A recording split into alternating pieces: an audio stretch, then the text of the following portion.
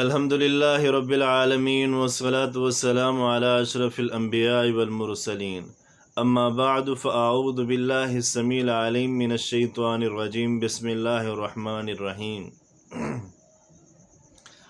کوئی انسان یہ چاہتا ہے کہ وہ اللہ تعالیٰ سے محبت کرے، پیار کرے، اللہ تعالیٰ کے قریب ہو جائے، اللہ تعالیٰ کا قرب حاصل کرے، تو وہ کیا کرے؟ وَاسْجُدْ وَاقْتَرِب، سجدہ کرے، سجود کرے، نمازوں کی ادائیگی کرے، نماز پڑھے وقت پہ اور سجدہ کرے، اللہ تعالیٰ کے قریب ہوتا چلا جائے گا۔ اللہ تعالیٰ نے قرآن پاک میں فرمایا ہے وَمِنَ اللَّيْلِ فَاسْجُدْ لَهُ وَسَبِّحْهُ لَيْلًا طَوِيلًا۔ اے انسان، تجھے عزت چاہیے، تجھے شہرت چاہیے، تجھے دنیا میں مال و دولت چاہیے، تجھے میری خوشنودی چاہیے۔ اللہ تعالیٰ کہتا ہے کہ میری خوشنودی چاہیے، تجھے جنت چاہیے، جہنم سے آزادی چاہیے۔ اور یہ کب اللہ تعالیٰ کہہ رہے ہیں؟ رات کے وقت، رات کے تیسرے پہر میں آ کے اللہ تعالیٰ آوازیں لگا رہے ہیں کہ کوئی بندہ ہے جو اپنے گناہوں کی بخشش چاہتا ہو، مجھ سے معافی چاہتا ہو، میں اس کو اللہ تعالیٰ معاف کر دوں۔ مگر انسان متکبر کر کے، غرور کر کے، تکبر کر کے دور ہے ان چیزوں سے۔ مگر اللہ تعالیٰ کیا کہہ رہے ہیں؟ وَمِنَ اللَّيْلِ فَاسْجُدْ لَهُ وَسَبِّحْهُ لَيْلًا طَوِيلًا۔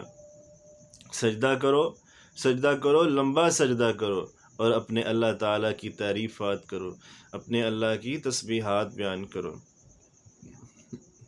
اللہ تعالیٰ نے قرآن پاک میں فرمایا ہے وَلَقَدْ نَعْلَمُ أَنَّكَ يَضِيقُ صَدْرُكَ بِمَا يَقُولُونَ۔ اور یہ کسے مخاطب ہو کے اللہ تعالیٰ بات کر رہے ہیں؟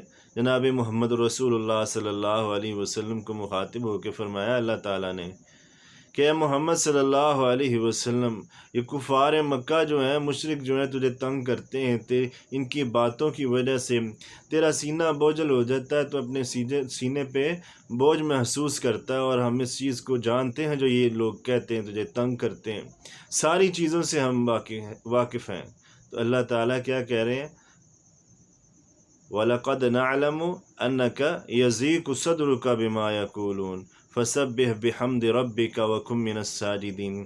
اے محمد صلی اللہ علیہ وسلم، اللہ تعالیٰ کی تسبیحات کو بیان کیجیے، اللہ تعالیٰ کی تعریفات کو بیان کیجیے، اور اللہ کے آگے سجدہ ریز ہو جائیے۔